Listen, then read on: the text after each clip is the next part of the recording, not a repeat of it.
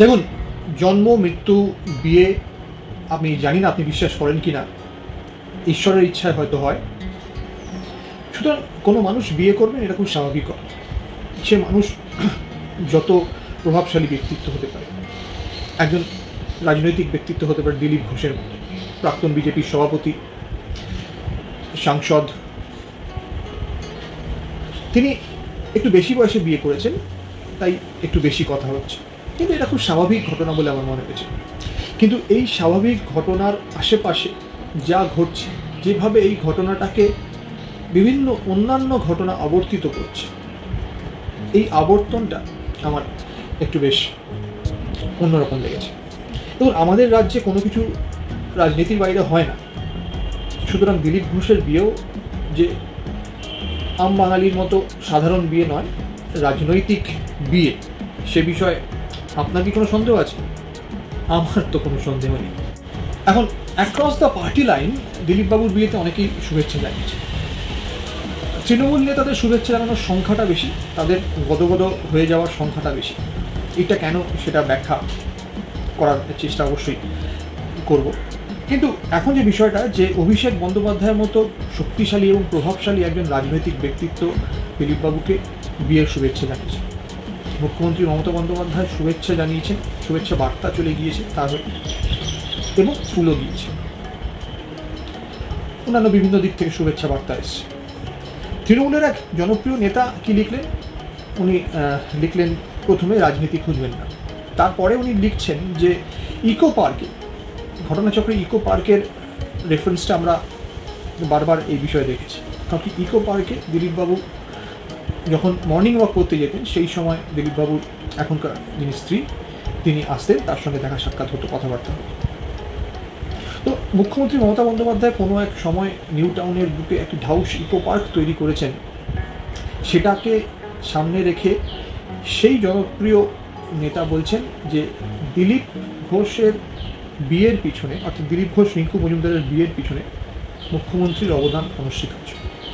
ভাবুন, অ্যাকচুয়ালি এক সময় বাঙালিকে বলা হতো তারা ইন্টেলেকচুয়াল। আমাদের লেভেল অফ ইন্টেলেকচুয়ালিটি কোথায় নেমে গেছে, জাস্ট কোথায় নেমে গেছে। তো যাই হোক, আমি জানি না মুখ্যমন্ত্রী এই ধরনের অদ্ভুত প্রশংসা বা তুল্যমর্দন যাই বলেন না কেন, এটাকে কীভাবে নেন, কিন্তু আমার মনে হয় গিভেন এ চয়েস উনিও এটাকে পছন্দ করবেন না। বিষয়টা যেটা হচ্ছে যে, এটা আমরা সকলেই জানি যে মুখ্যমন্ত্রী তো দিদি, আপনার আমার দিদি, সকলের দিদি, বাই ডিফল্ট উনি বাঙালির দিদি। দিদি ভাইয়ের মঙ্গল কামনা করবে, কিন্তু দিদি ভবিষ্যতে ভাইরা বিয়ে করবে বলে ইকো পার্কে হাউস একটা পার্ক বানাচ্ছেন, এবং সেই ভাইদের মধ্যে কিছু সিনিয়র সিটিজেনও আছেন। এটা যিনি মন্তব্য করেছেন তিনি ওই লেভেলে ভাবতে পারেন, আপনি আমি পারবো বলে মনে হচ্ছে। তো যাই হোক, এখন যে বিষয়টা, সেই বিষয়টা হচ্ছে যে এর মধ্যে কি রাজনীতি আছে? নিশ্চয়ই আছে। তার কারণ এই জন্যই প্রথমে আমার যে বলা, তাতে আমি বলেছি যে একটা রাজনৈতিক বিয়ে, রাজনীতিটা কোথায়? এই যে দিলীপবাবুর বিয়েতে তৃণমূল নেতাদের গদগদ আচরণ, যেটা বললাম, মমতা বন্দ্যোপাধ্যায়, অভিষেক বন্দ্যোপাধ্যায়ের শুভেচ্ছা, অন্যদিকে রাজ্যের বিরোধী দলনেতা শুভেন্দু অধিকারীর আশ্চর্য এক নীরবতা। পরে যখন প্রশ্ন করা হলো, উনি বললেন যে এটা ব্যক্তিগত বিষয়, আর দল থেকে শুভেচ্ছা জানানো হয়েছে, তিনি তো নিজের দলের মধ্যে।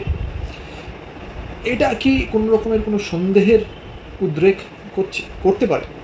দেখুন, একটা সময় ছিল, আপনাদের খেয়াল থাকবে, সেই সময় দিলীপবাবু কিন্তু তৃণমূলের নিশানায় ছিলেন। প্রতিটি পদক্ষেপে তৃণমূল নেতারা তার সমালোচনা করত, কঠোর ভাষায় সমালোচনা করত। আর দিলীপবাবুর কথাবার্তার মধ্যে তো কুবাক্য এবং আরও অনেক কিছু সজ্জিত থাকেই। সুতরাং দিলীপবাবু তার নিজস্ব ঢঙে উত্তর দেওয়ার চেষ্টা করতেন, পাল্টা বলতেন। সেই সময়টার পরে যখন পশ্চিমবঙ্গের রাজনীতিতে বিরোধী দলনেতা হিসেবে শুভেন্দু অধিকারী আবির্ভূত হলেন, নন্দীগ্রামে মমতা বন্দ্যোপাধ্যায়কে হারিয়ে দিলেন ভোটে, তখন এই সমীকরণটা একটু পরিবর্তিত হল। ইতিমধ্যে দিলীপ ঘোষ আর বিজেপির রাজ্য সভাপতি নেই। বিষয়টা এমন এসে দাঁড়ালো যে তৃণমূলের তীরগুলো শুভেন্দুর দিকে ঝাঁকে ঝাঁকে বয়ে আসছে, আর শুভেন্দু সেগুলোকে পাল্টা তীরের মাধ্যমে প্রতিরোধ গড়ে তোলার চেষ্টা করছে। দিলীপ বাবু কিন্তু এই সময় তৃণমূলের নিশানা থেকে বেশ কিছুটা দূরে চলে গেল। দেখুন, বিষয়টা যেটা সেটা হচ্ছে যে এটা ঠিকই দিলীপবাবুর একটা চকলেট ডিপ্লোমেসি খুবই জনপ্রিয় হয়েছিল। আবার বলবো, বিভিন্ন রাজনৈতিক দলের প্রতিনিধিদের সঙ্গে দিলীপবাবুর সম্পর্ক রাজনীতির বাইরে ভালোই, খারাপ নয়। এই যে কেউ একজন বললেন মানুষটা ভালো, খারাপ নয়। কিন্তু একটা কথা মনে রাখতে হবে, বিজেপিতেও আদিনব্য বিভাজন দেখা দিয়েছে। এই অবস্থায় তৃণমূল নেতা হিসেবে দিলীপ ঘোষ অপাংতেও নয় তৃণমূলের কাছে।